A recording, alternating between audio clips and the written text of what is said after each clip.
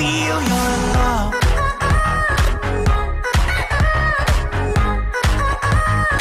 I just wanna feel your love.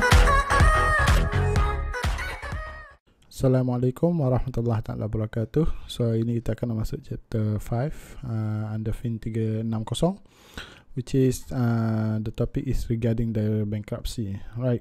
Okay, so this topic is quite easy, straightforward sahaja. Okay, so what is bankruptcy?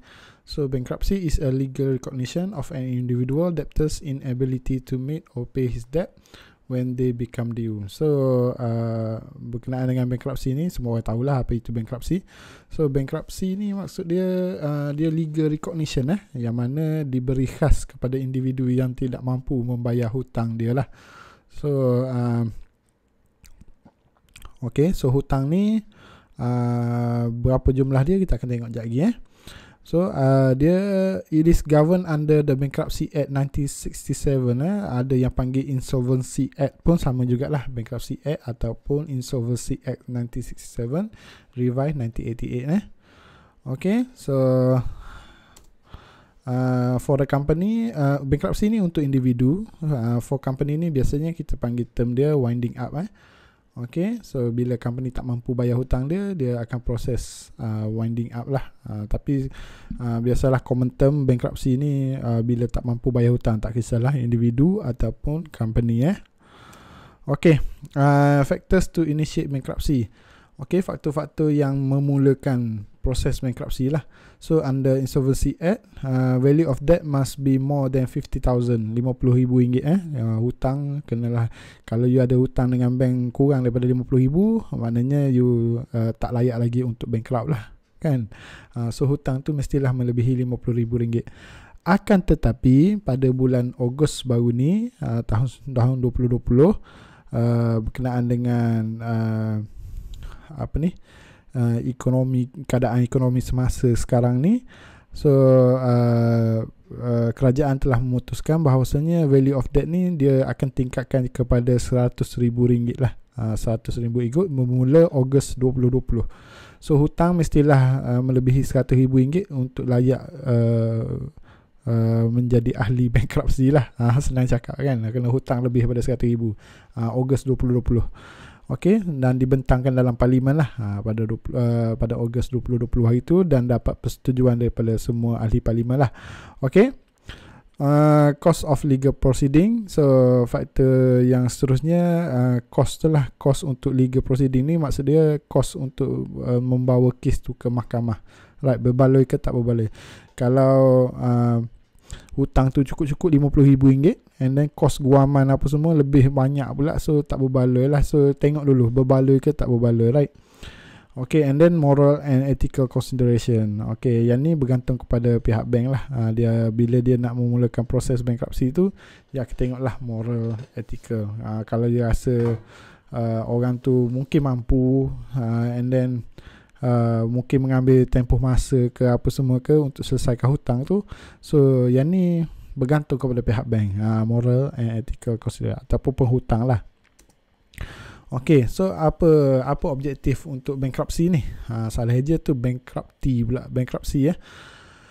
Okay, yang pertama, bankruptcy ni adalah untuk protect interest of the creditors lah, untuk melindungi hak si penghutang, yang memberi hutang lah, si pemberi hutang tu kan, dan juga untuk protect public lah, orang ramai. Okay, to secure an equitable distribution. Yang kedua ni berkenaan dengan pembahagian lah. So bila bankrupt ni, semua harta peribadi si bankrupt ni akan ditarik oleh pihak mahkamah. Tak apa, kita akan bincang sekejap lagi. Dan harta tersebut dibahagikan secara adil lah kepada semua kreditor-kreditor yang ada, right? Okay, very easy punya chapter. Okay, this one is very important. Almost every semester masuk dalam final exam. Procedure of bankruptcy. So dia ada 5 procedure. Every one of procedure tu dia step by step. Dia ada keyword dia lah. Yang pertama adalah file bankruptcy petition. Kena isi macam borang lah. ataupun petition lah, senang cakap petition, bankruptcy petition. So biasanya kreditor lah yang akan isi bankruptcy petition, yang mana dia pemula lah, pemula kepada proses bankruptcy. And then bankruptcy petition ni boleh diisi oleh boleh dibuat oleh si penghutang tu sendiri. Yang berhutang tu pun kalau dia rasa dia tak mampu, dia boleh buat petition tu sendiri. Macam pelik bunyi tapi memang realitinya macam tu. Okay, dah selesai bankruptcy petition. So keyword yang pertama adalah bankruptcy petition.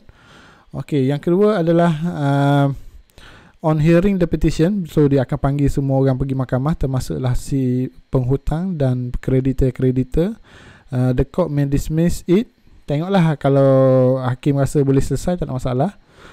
Tapi kalau tak boleh selesai, dia akan keluarkan receiving order lah. Receiving order ni adalah dokumen untuk menarik harta si penghutang. RU receiving order. And then RU is a court order that place the debtor property. Semua harta tu akan ditarik oleh seorang pegawai ni lah yang dipanggil sebagai official receiver. Right, official receiver ni tukang tarik harta lah, senang cakap kan. Dia yang memegang harta semua si penghutang tersebut. Okay, step yang ketiga. Sekejap tak nampak talih ni. The OR will conduct a public examination lah. So bila si OR ni pegang harta si penghutang ni, dia akan siasat dulu. And then kenapa orang tu gagal untuk bayar hutang lah. So mungkin dia akan tengok, bincang, and then investigate sama ada hutang tersebut boleh diselesaikan atau tak. Public examination may be omit where the court is satisfied. Jika ada cara untuk menyelesaikan masalah tersebut, so kita boleh stop sampai sini lah, kan, kalau ada cara untuk selesaikan.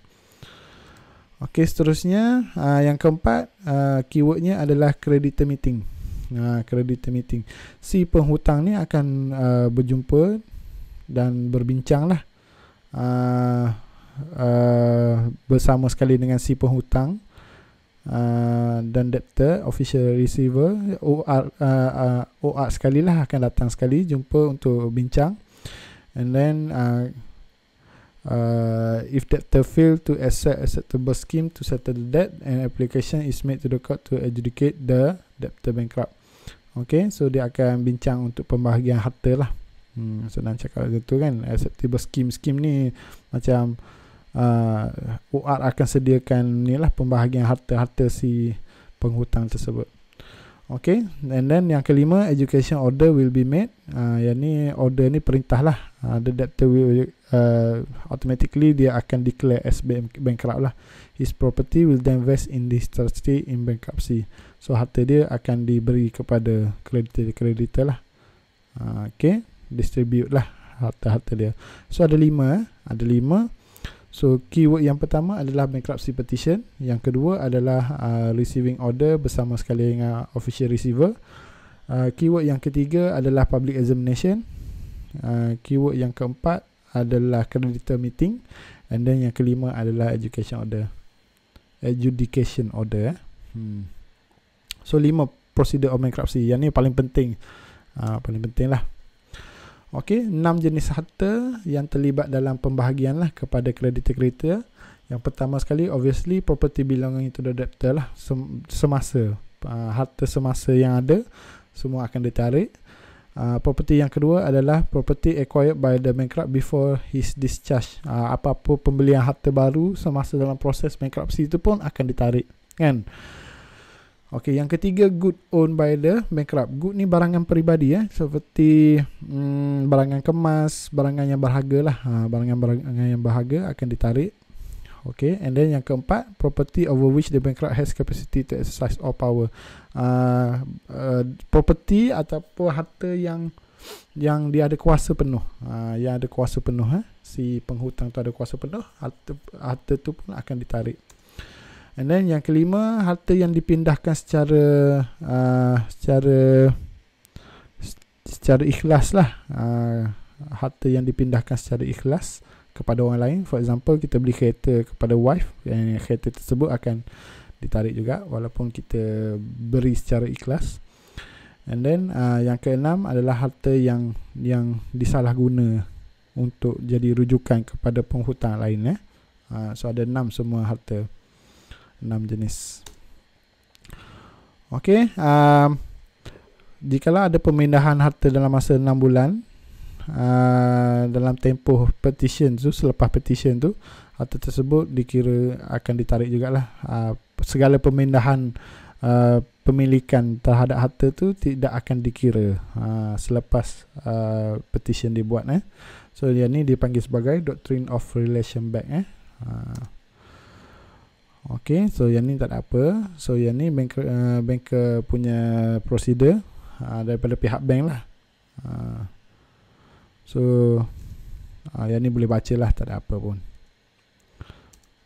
Okay, so yang ni nota tambahan berkenaan dengan Bankruptcy Act ataupun Insolvency Act 1967. Okay, so boleh baca lah yang lain. So wabillahi taufiq wa hidayah. Assalamualaikum warahmatullahi taala wabarakatuh.